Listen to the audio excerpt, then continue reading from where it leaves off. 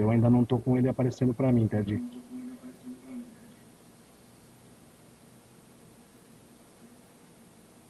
Boa noite, Fernando Diniz. Parabéns pela vitória, pela classificação. Boa noite a todos. Vamos então dar início à entrevista do técnico São Paulino após a vitória sobre o Flamengo. Primeira pergunta, Marcelo Razan, GE. Globo. Boa noite, Diniz. O São Paulo finalizou no confronto com o Flamengo 10 vezes no gol. 7 vezes hoje, fez 3 gols. Lá no Maracanã, 3 vezes, fez 2 gols. 10 finalizações, 5 gols marcados. Havia uma cobrança antes, muito forte em cima do São Paulo, porque criava muito e às vezes não conseguia converter em gol. Como que você conseguiu fazer esse time virar tão eficiente, a ponto de fazer 50% dos gols, das finalizações em gols? E queria que você falasse também, por favor, sobre o Luciano, única contratação do time para 2020, jogador que você trabalhou no Fluminense e vem sendo decisivo jogo a jogo. Obrigado. Boa noite. Do que eu fiz, eu continuei fazendo o que eu faço minha vida inteira. As bolas que entram, que não entram, elas não dá para ser explicado de uma maneira pragmática, como às vezes vocês gostam de colocar. Quando você finaliza 30 vezes no gol e não faz gol, aí cria uma celeuma de achar monstro, porque de repente os atacantes não são bons o suficiente para fazer gol, e não é isso que acontece. O Manchester City, que tem os melhores atacantes do mundo, o Liverpool, às vezes finaliza 30 vezes, faz um gol e faz 2 gols também. O futebol não dá para explicar de uma maneira assim muito rasa, muito superficial e com esse pragmatismo que todo mundo gostaria como se fosse uma receita. É que a gente fica muito contente pela efetividade do time, mas um jogo com as características que foi esse do Flamengo, é um jogo que dificilmente alguém vai finalizar muita bola no gol. Um jogo mais truncado nos jogos estudados, jogo de mata-mata. Eu gosto sempre que o time finalize mais e tenha um aproveitamento melhor. Mas com a efetividade eu estou bastante contente. E principalmente da maneira como a equipe construiu o placar lá e aqui, principalmente no segundo tempo. A outra pergunta qual que era mesmo? Do Luciano. Eu nem considero o Luciano uma contratação, porque foi uma troca do Everton, né? O Everton foi e o Luciano veio. E eu acho que contratação, quando você pega alguém, do nada vai contratar alguém, gasta dinheiro e bota mais um no elenco, foi uma troca. O Luciano é um jogador que tem um potencial muito grande, que na minha opinião era um jogador subvalorizado, pelo aquilo que eu vi no Fluminense. Nos primeiros contatos que eu tive com o Luciano, eu tive algumas conversas com ele, do potencial que ele tinha e do espaço, e do pouco espaço que ele tinha no futebol brasileiro pelo tamanho do potencial que ele tinha.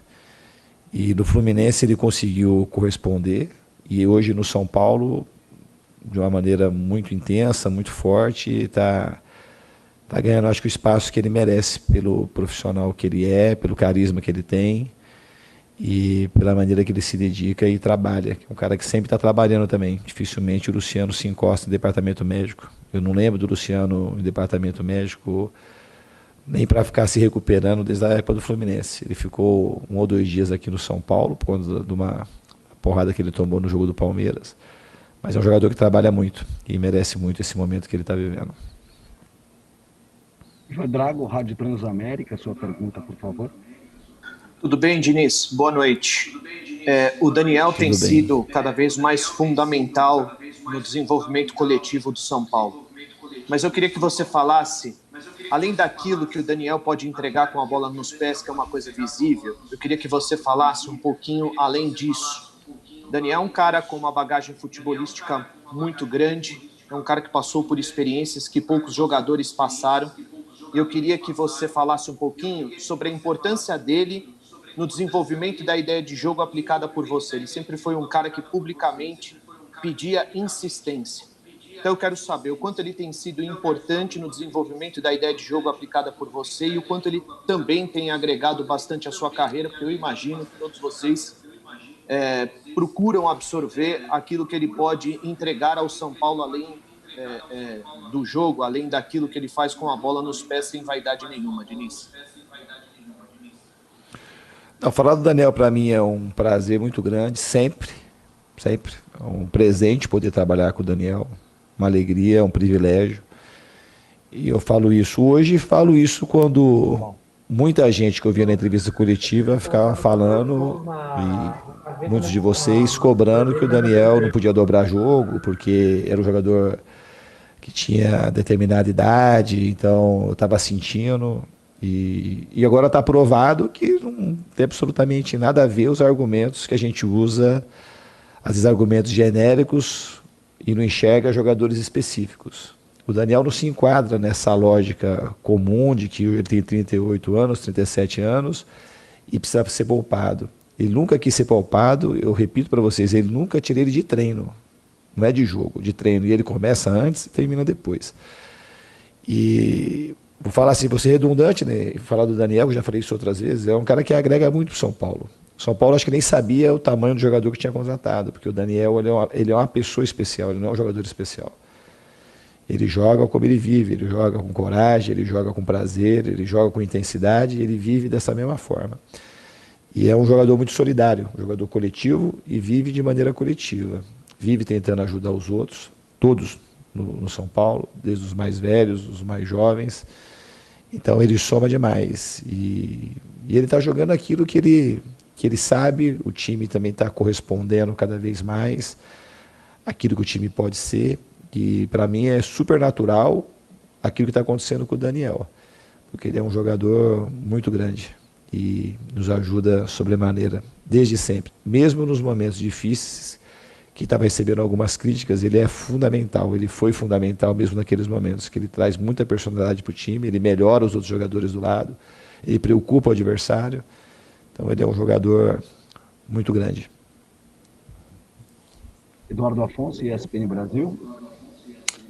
Diniz, tudo bem? Parabéns pela classificação do São Paulo. Se você me permite, são dois assuntos, tá? Você falou já pro Razan na primeira resposta sobre o Luciano, sobre os gols. Os seus 3 atacantes têm juntos 38 gols na temporada dos 80, ou seja, praticamente 50%. E como sei que você não gosta do a bola entrou, a bola não entrou, tem um trabalho todo em recuperar a confiança, porque os 3 vinham em baixa, né? O Pablo por lesões no ano passado, o Luciano não estava bem no Grêmio, e o Brenner demorou muito tempo para desabrochar. Então, se você pudesse falar como é que foi o trabalho externo com esses 3 jogadores para eles adquirirem a confiança necessária e chegarem a essas marcas, essa marca conjunta. E, se possível, se puder responder um outro assunto, Diniz, você e o Renato Gaúcho, que se enfrentam na semifinal, são os 2 técnicos com mais tempo de trabalho em clubes da Série A. Essa chegada dos 2 times pode ser um início de mudança de mentalidade no futebol brasileiro, em apostar na longevidade dos técnicos no comando das equipes?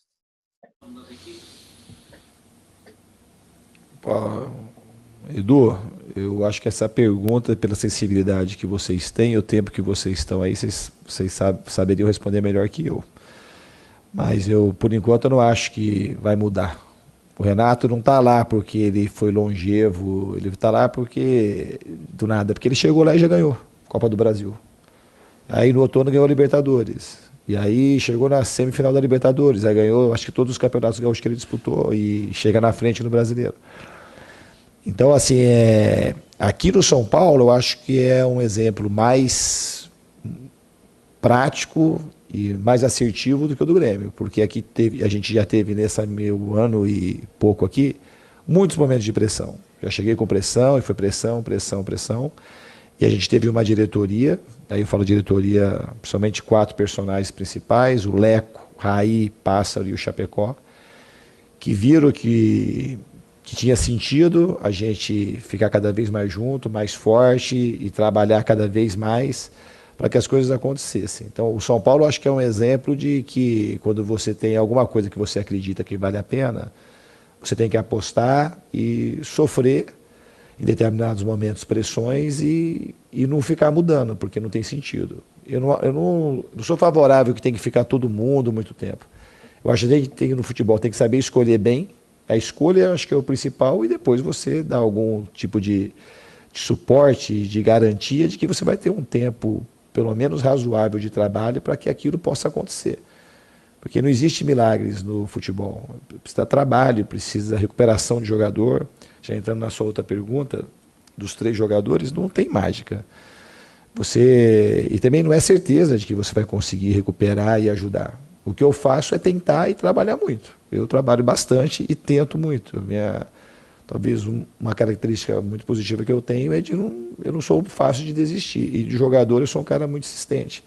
Quando eu vejo que tem potencial, que tem boa vontade, eu sou um cara que procuro o tempo todo ajudar, insistir, nos momentos que as coisas não estão indo, tentar mais uma vez. E não são todos também que a gente consegue ajudar. Mas esses 3 que você citou, eu acho que a gente tem cada vez mais uma relação com mais profundidade, que eu acho que ajuda o jogador a ter segurança para poder conseguir desenvolver o seu potencial na plenitude.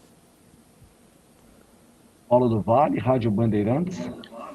Diniz, boa noite. Quero falar um pouco da parte defensiva, porque o São Paulo, nos últimos confrontos de mata-mata, né, na Copa do Brasil contra o Fortaleza, levou 5 gols. Contra o Lanús, na Sul-Americana, foram 6 gols e tinha pela frente um Flamengo, que acho que é o time com maior poderio ofensivo do país. Acho que o São Paulo também está praticamente no mesmo nível. E acho que a preocupação sua acabou sendo mais em ajustar essa parte defensiva, Diniz, nesses poucos dias, né, que os treinadores no país têm para treinar, para preparar a equipe para os jogos, porque o Volpi foi muito pouco acionado também hoje, e o São Paulo vinha sofrendo um pouco, principalmente nesses jogos de mata, com essa parte de defesa, tomando muitos gols, apesar de ter um time pouco vazado no Campeonato Brasileiro. Como é que foi esse trabalho defensivo para encarar o Flamengo, Diniz?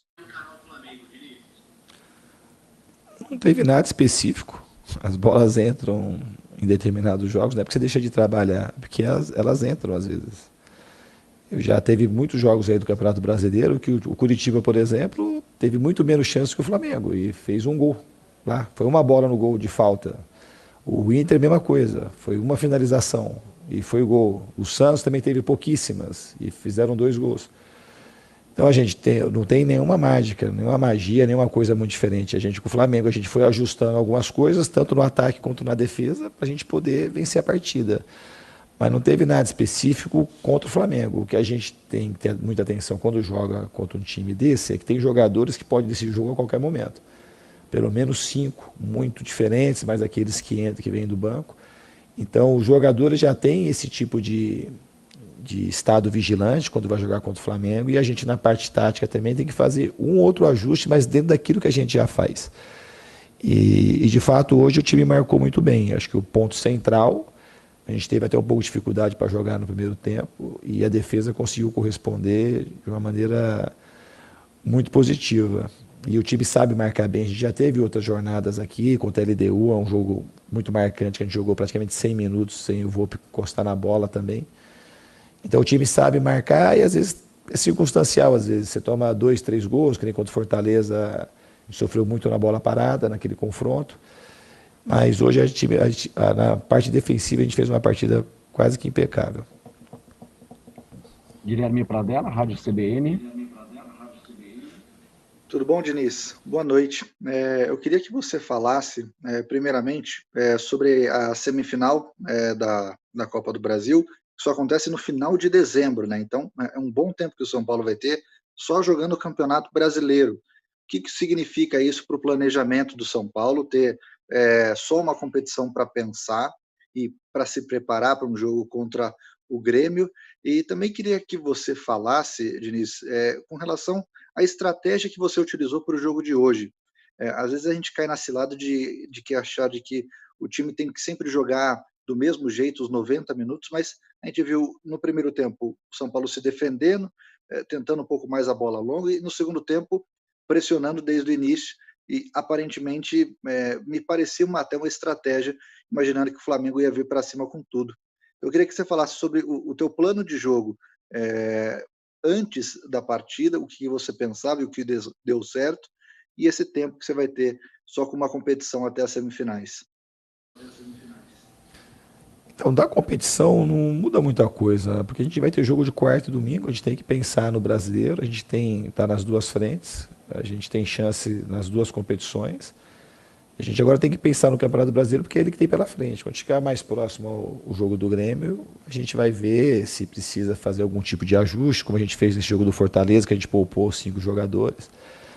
Mas está muito longe do Grêmio, então a gente tem que pensar agora jogo a jogo. A agenda está cheia até lá, é jogo em cima de jogo no Campeonato Brasileiro, que a gente tem 3 jogos aí para poder ajustar na tabela, para ficar com o mesmo número de jogos que as outras equipes. Então a gente tem que focar, de fato, no Campeonato Brasileiro, porque só vai ter jogo do Campeonato Brasileiro agora. Quanto à tua questão da estratégia e da parte tática, quando a gente vai jogar, existe um adversário que a gente vai enfrentar, que também se prepara para o jogo, existe o nervosismo de um jogo desse porte, a importância que tinha o jogo para os dois times, mas para o São Paulo de maneira especial, porque fazia muito tempo que o São Paulo não ia a uma semifinal de Copa do Brasil, no Campeonato Grande. É um jogo nervoso. Então a gente teve que, não foi uma estratégia, a estratégia era não facilitar para o Flamengo. O nosso jogo de construção no primeiro tempo não estava encaixando muito e a gente optou por bolas mais longas para jogar com um pouco mais de segurança, porque o nosso jogo, os nossos movimentos não estavam encaixando e a marcação do Flamengo estava levando estava encaixando na nossa, estava levando uma certa vantagem naquilo que a gente planejou fazer como primazia. Não encaixou o plano A, a gente partiu para o plano B de usar um pouco mais de bola longa para não correr risco mesmo. No segundo tempo, assim que voltou no segundo tempo, a gente fez alguns ajustes, tanto na nossa marcação mais alta, para não deixar o Flamengo ganhar muito campo, como na nossa saída, particular um pouco mais rápido e procurar ser mais agressivo, agredir as linhas do Flamengo com mais velocidade. E o gol surgiu de uma maneira rápida, mas logo que a gente pegou a bola no começo do segundo tempo, a gente já foi mais agressivo, já rompeu a primeira e a segunda linha de marcação. Aí teve um lateral no campo ofensivo e do lateral o Daniel fez uma jogada individual, jogada de talento, e achou o Luciano, que foi muito oportunista na área, e fez o primeiro gol.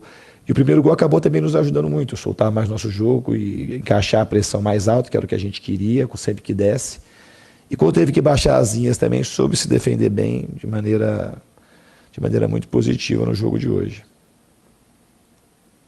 Fernando Caetano, Fox Sports. Boa noite, Diniz. Boa noite a todos.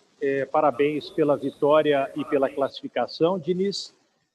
Diniz, eu queria saber sobre a anulação do primeiro gol do Luciano. O que você achou? Foi correta essa anulação por impedimento ainda no primeiro tempo?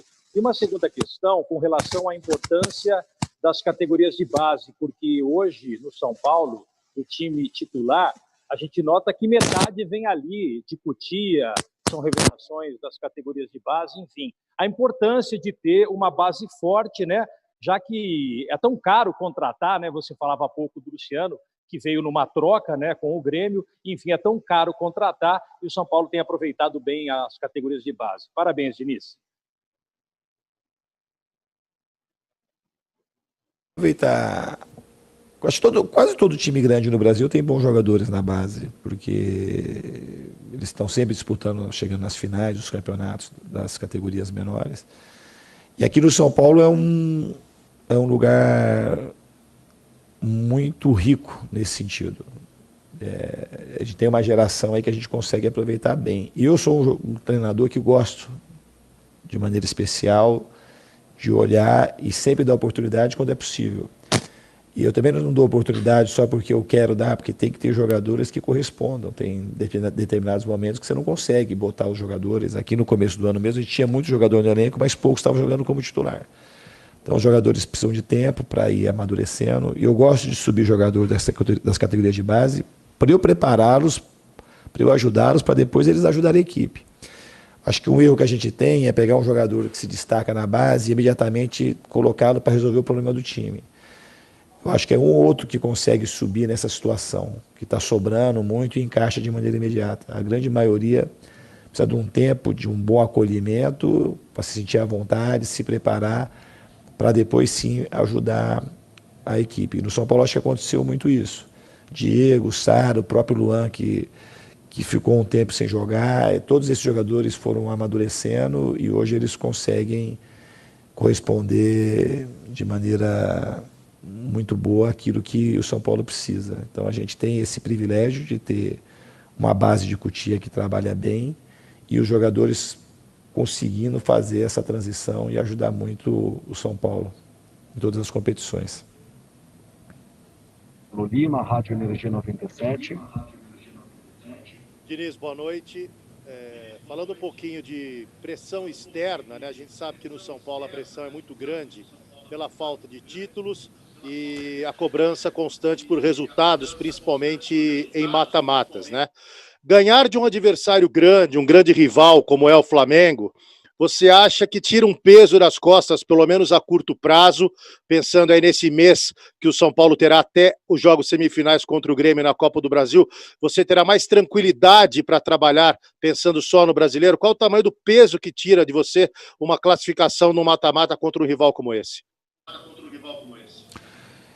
Eu não sei o tamanho do peso, mas também trabalhar no São Paulo, a gente tem que saber trabalhar sob pressão, e eu acho que a gente soube trabalhar muito bem. Então, o mérito do time maior foi nos momentos mais agudos de pressão, saber se unir, aprofundar nossas relações, saber de fato o que a gente queria, a força que a gente tinha internamente para poder chegar num bom momento como a gente está vivendo. Isso é fato que vai diminuir essa pressão externa, mas a gente tem que conseguir trabalhando como a gente trabalhou até aqui. Melhorar o time. Hoje a gente jogou bem, principalmente no segundo tempo, mas tem coisas para melhorar. A gente tem um grande rival para jogar no domingo, e aí ajustando o time e melhorar, para que a gente consiga seguir bem nas duas frentes, nas duas competições. Giovanni Chacon, Rádio Jovem Pan. Diniz, boa noite. Eu gostaria que você já falou sobre categoria de base. Eu gostaria que você falasse sobre um personagem em particular na partida de hoje, né? Que foi um dos destaques, ao meu ver, ao de muita gente, certamente, foi o Igor Gomes, né? Viveu uma fase ruim, isso até foi reconhecido, até mesmo por você, e você defendeu naquele momento que era uma fase apenas, que era um jogador que você contava bastante, que sabia que tinha qualidade, e aí entra naquela outra questão que você já mencionou, da questão da insistência no jogador. Eu queria que você falasse a importância do desafogo que era o Igor Vinícius na partida de hoje, e vem melhorando gradativamente nas últimas partidas, como ele foi importante para dar aquela saída no meio-campo quando tinha a pressão do Flamengo, que é um time que fecha blocos de pressão, e o São Paulo conseguiu sair bem no meio-campo, com passes curtos, e o Igor Gomes sempre presente nessa triangulação, conseguindo tirar a bola. Queria que você falasse um pouquinho sobre esse personagem. Eu acho que o Igor além de ser um grande jogador, apesar da pouca idade, um grande ser humano, de uma família bem estruturada. E quando ele viveu momentos tecnicamente não tão bons, para mim era claro que ele ia voltar a jogar bem, porque é outro menino que trabalha muito, muito. Mesmo nos momentos que ele não estava bem tecnicamente, ele nunca deixou de correr, de ajudar o time em outras questões. O que a gente precisa, talvez, assim pensando, ampliando um pouco a tua pergunta para o futebol brasileiro, é saber que as pessoas oscilam mesmo. Todo mundo oscila. É que a gente tem, às vezes, um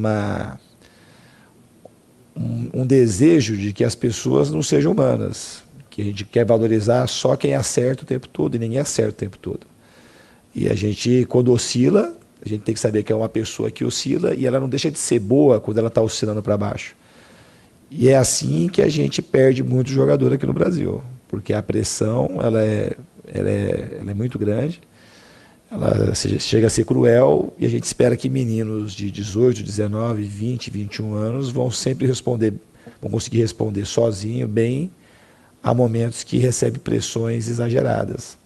E quando não consegue responder, quando não tem apoio, quando não tem acolhimento, a gente vai jogando muitos jogadores para segundo plano.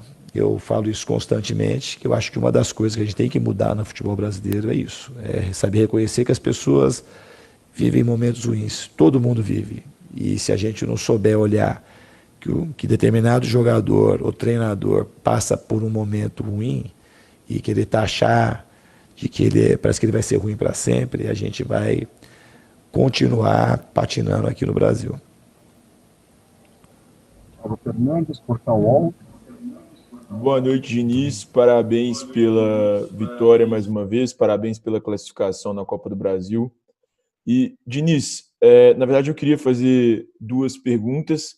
A primeira é sobre o preparo físico do São Paulo. O São Paulo, nesse momento, tem uma sequência de jogos muito grande, engatando muitas competições, e em poucas partidas, embora tenha poupado na partida anterior, você tem poupado o time. Eu queria saber como é feito esse trabalho do preparo físico do time do São Paulo, o que mudou de gestões passadas, de comissões técnicas passadas. E a segunda é saber como você trabalha com o time no vestiário para que o time consiga melhorar tanto a atuação de um tempo para o outro. É claro, no jogo de hoje, o São Paulo priorizou talvez ali a defesa no primeiro tempo, mas voltou no segundo tempo muito bem ofensivamente, e imagino que seja depois de uma conversa sua no vestiário. Aconteceu o mesmo no jogo passado contra o próprio Flamengo, e aconteceu também em um jogo da Copa Sul-Americana contra o Lanús. Então, são essas duas perguntas. Primeiro, sobre o preparo físico do São Paulo e sobre o que é feito no vestiário durante os intervalos. Eu acho que do preparo físico a gente faz um trabalho conjunto. Eu acho que o Refis nos ajuda muito. O pessoal da fisioterapia, departamento médico, os médicos, os enfermeiros. Quando cheguei aqui no São Paulo, tinha um problema muito crônico, que era depositado muito na conta do departamento médico, que isso é outra injustiça que a gente acaba cometendo, que a gente fica tentando sempre achar culpado. Quando o departamento médico está cheio, quase sempre se bota a culpa no próprio departamento médico, e não é assim, é muito mais que isso, o negócio é muito mais complexo.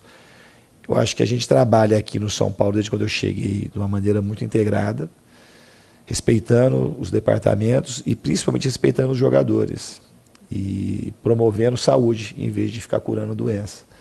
Então a gente trabalha sempre na prevenção, sempre. E o preparo físico a gente trabalha muito forte quando é possível, quando a gente fez pré-temporada. A gente tem um jeito de jogar também que é bastante intenso. Tem uma concepção do futebol também um pouco diferente da norma, que não é, para mim, como eu expliquei do Daniel, também o meu jeito de trabalhar, e hoje do nosso jeito de trabalhar, não é olhar, jogou 2, 3 jogos seguidos, tem que poupar o jogador. Eu acho que tem jogador que jogou um jogo, talvez você tenha que tirar, e tem jogador que jogou 10 jogos, você não tem que tirar. Tem a sensibilidade, tem o aspecto emocional, tem o aspecto de como o jogador responde a isso, qual que é o desejo dele de estar no campo. Então a gente tem que saber avaliar tudo para colocar um time no campo. Não é uma coisa, a gente tem essa mania de determinista, que parece que o jogador ele é feito só da parte biológica. Então, se tal enzima subiu, se está com um pouco de dor aqui, se correu muito em determinado momento do jogo, esses já são os indicativos que ele tem que sair de uma partida. E eu não consigo avaliar o jogador dessa maneira e nem o futebol desse jeito. Eu acho que a gente tem que procurar somar todas as partes e analisar de uma maneira bastante complexa para a gente saber se um jogador tem condição de jogar seguidamente ou não. A outra pergunta que você falou às vezes das alterações que tem no intervalo, às vezes a gente, no fundo, também é um erro o time não começar o primeiro tempo já como começa o segundo. Então a gente tem que procurar acertar logo na saída, às vezes, para não ter que corrigir no intervalo. Mas às vezes as correções elas são muito diferentes. Às vezes é uma correção tática, às vezes é uma correção psicológica, às vezes são as duas coisas, às vezes é posicionamento de um jogador ou de outro.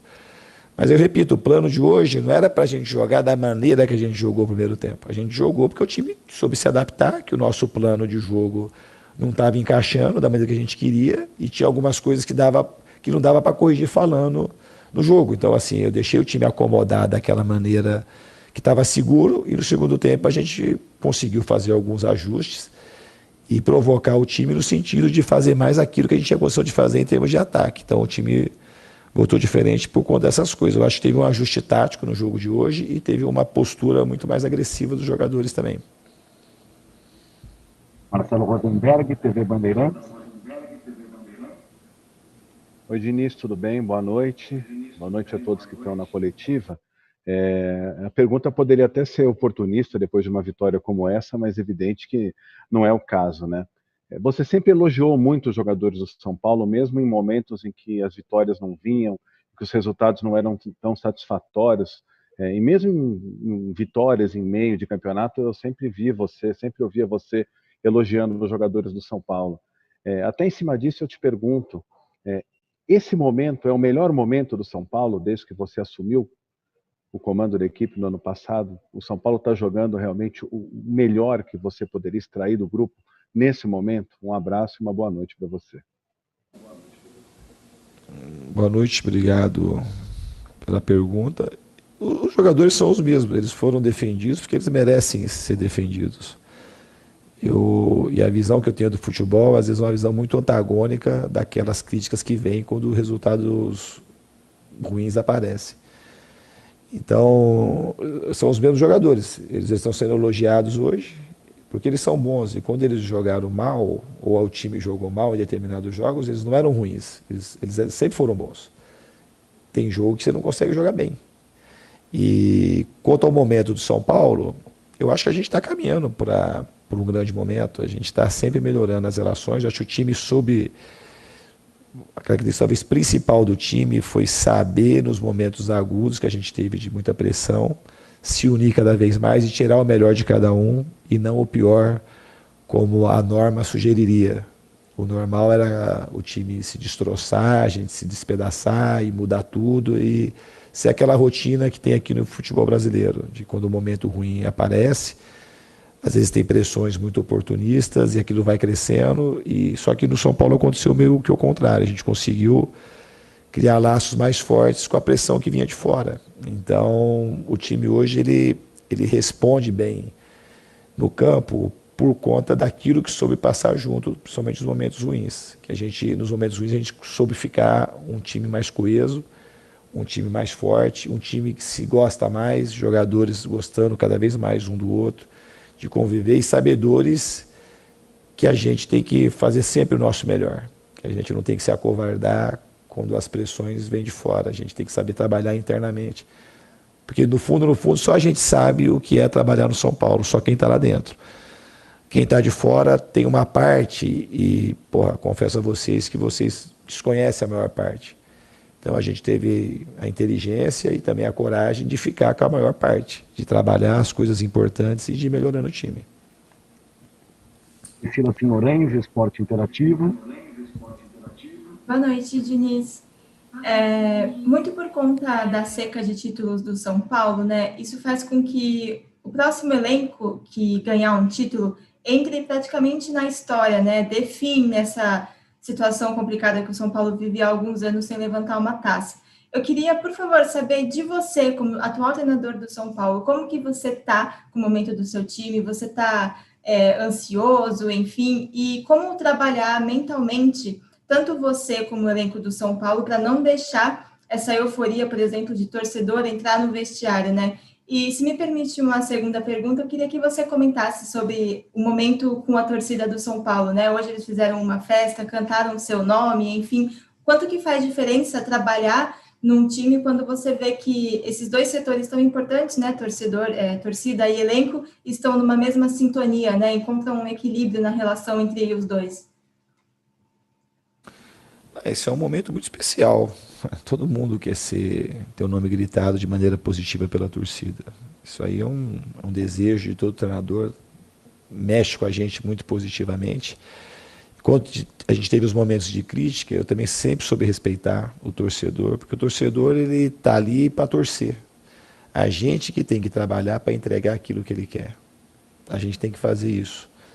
E quando a gente consegue entregar isso e cria essa sintonia, essa simbiose, principalmente do torcedor com os jogadores, com o time no campo, é uma coisa que fica muito forte. Então hoje, assim como foi contra a LDU, quando eles fazem essa festa, o jogador se sente mais bem acolhido, mais bem amparado, e é muito importante a presença do torcedor apoiando. É muito importante, é muito bonito, e a gente agradece muito e fica muito satisfeito de poder entregar as vitórias para eles, e a gente vai fazer o máximo e trabalhar muito para que esses títulos aconteçam e o torcedor do São Paulo consiga comemorar novamente.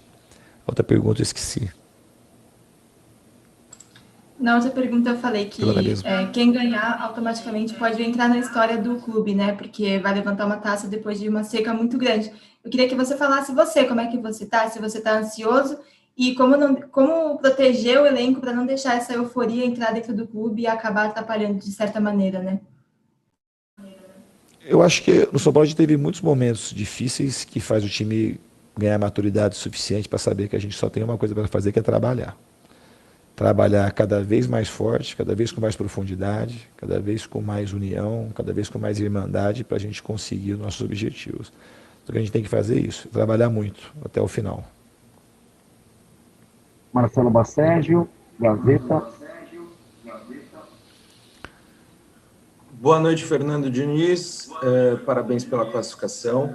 A minha pergunta é em relação ao setor defensivo do São Paulo. Nos últimos 8 jogos, o time havia sofrido 14 gols nos últimos 8 jogos. A última vez que não havia sido vazado foi contra o Grêmio, empate em 0-0 no Morumbi. Agora o São Paulo volta a não sofrer gols. Eu queria saber de você o quão importante é o time não sofrer gols depois de uma sequência bastante notável, sofrendo gols, e se você fez algum trabalho especial para que o sistema defensivo pudesse ser mais sólido. Obrigado. Eu acho que é muito importante não tomar gol, mas o mais importante é vencer, né?